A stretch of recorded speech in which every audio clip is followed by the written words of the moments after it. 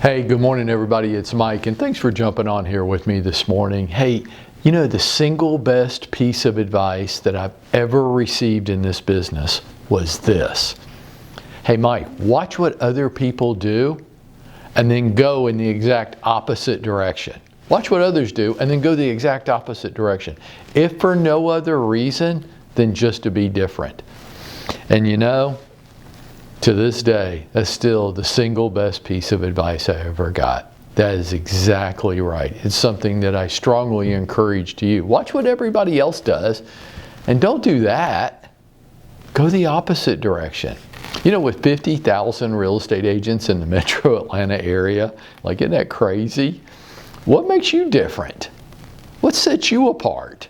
Why should I hire you? It could be big things.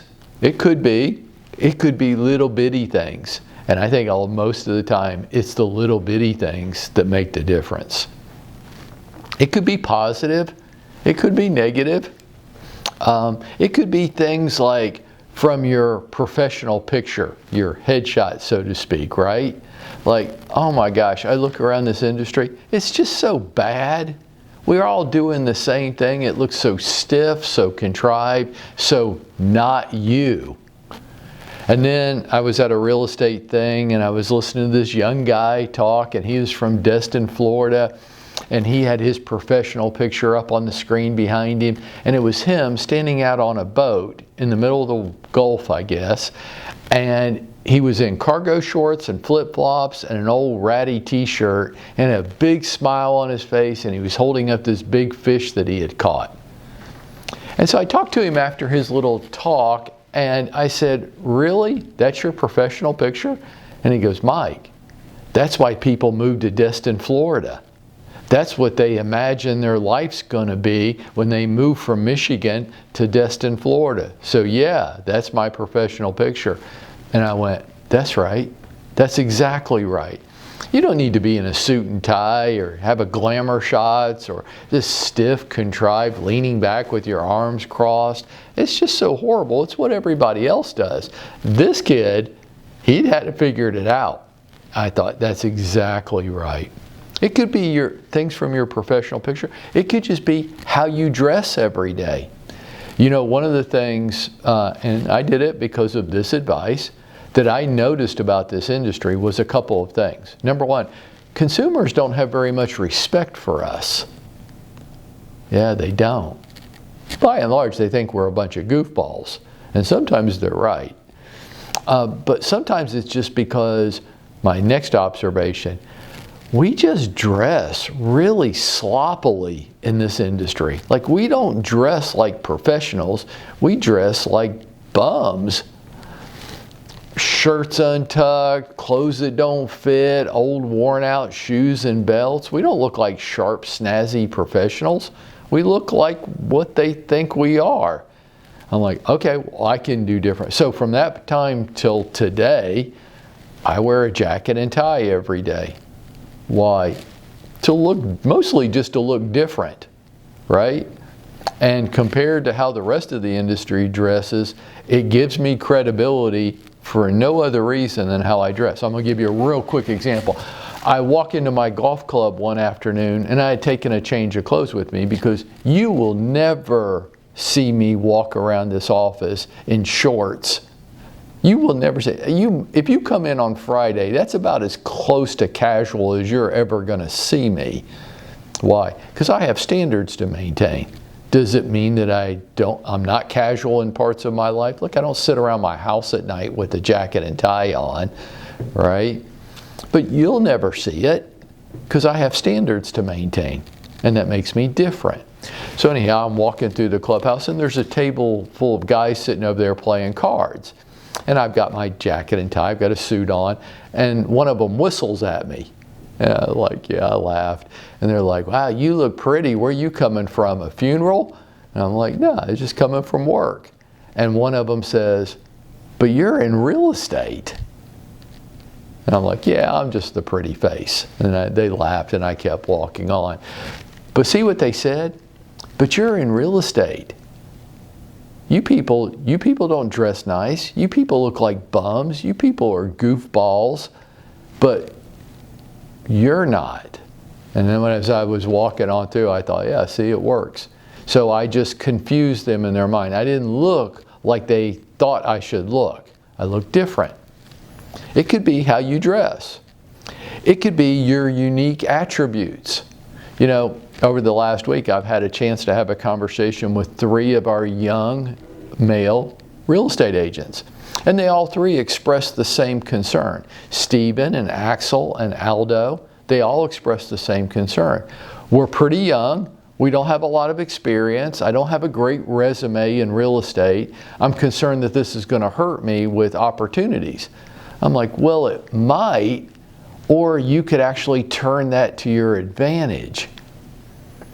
And they're like, well, how do you mean? I'm like, well, what advantage? So I've got almost 40 years in this business and more than 10,000 sales. And why should you beat me at every opportunity? And they're like, we don't know. I'm like, well, I'm going to tell you. Because you are young. Because you do have more energy and time than I do. You do have more enthusiasm than I do. I'm a beat down old man. Use that to your advantage. If you're talking to a seller and they want to know how many homes you've sold, say, well, to tell you the truth, I'm pretty new and obviously I'm pretty young, and that's why I'm the perfect agent for you.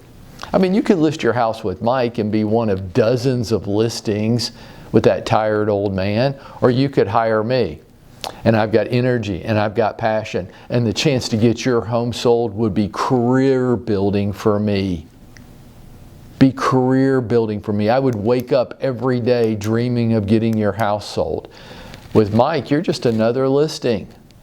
Like, take what you can do and use it to your advantage. Be different. Be you.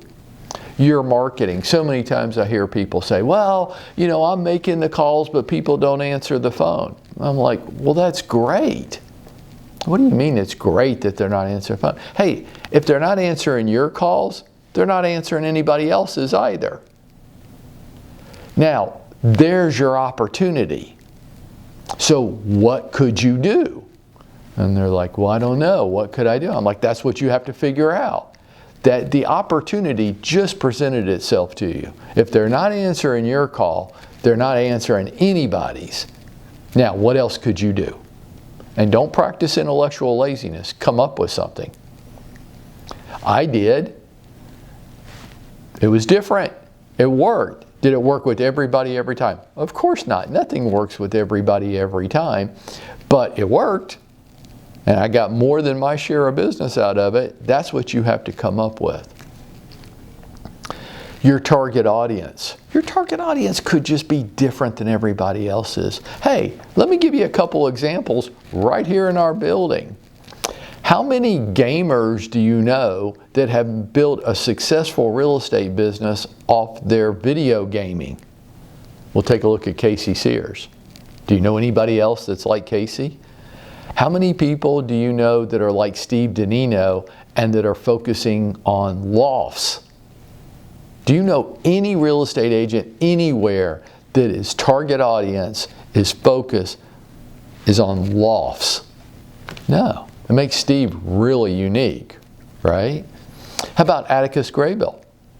How many people do you know that are focused on 1031 tax-free exchanges? How many people do you even know that know what the hell that is?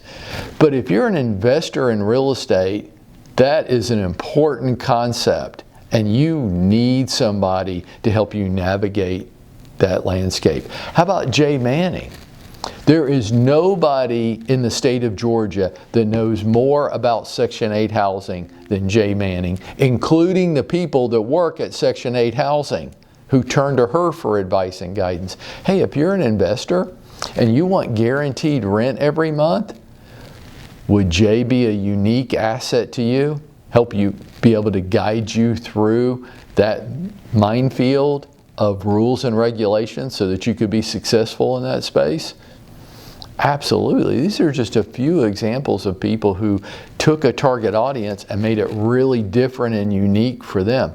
It could be something like your work habits. Hey, take a look around the industry.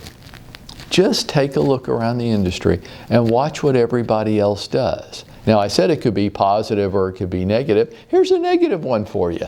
Hey, look, are you impressed by real estate agents' work habits? Do they get up early? Do they get dressed? Do they go to work? Do they work hard all day in a focused, determined manner and sometimes late into the day? Every day, rinse and repeat? No. No, they want to stay at home and work from their home office, which is a converted bedroom in their house.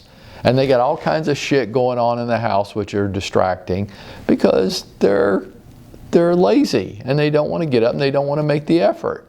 And they do want to be successful in this business, but they don't want to put that much effort into it. Now see, that's a negative view on it, right? Yeah, but how could you take that and be completely different? You know, one time I saw this ad and I stole this guy's concept. I was in Charleston, South Carolina, and I was having breakfast, flipping through their newspaper, and I came across this real estate agent's ad on one page. And it was a young guy, and I was pretty young at the time myself, and he had his sleeves rolled up and his jacket over his shoulder, and he was looking back at the camera, and the caption said, "The hardest working man in Charleston real estate." And instantly I went, that's it. That's who I am. That's who I'm going to present myself as, and that's who I'm going to actually be. I'm going to be the hardest working man in Atlanta real estate. And so I just ripped that off and took it, and it worked great. People, not everybody, but not everybody for everything. But a lot of people really liked that. They wanted a young, hard-working real estate agent. And because I presented and marketed myself that way and then tried to be, that was my identity. Folks, what's your identity? Watch what other people do or don't do and go the exact opposite direction. Be you. Be different. Set yourself apart. And if you were to do that, you'd be going out there and making it happen for yourself.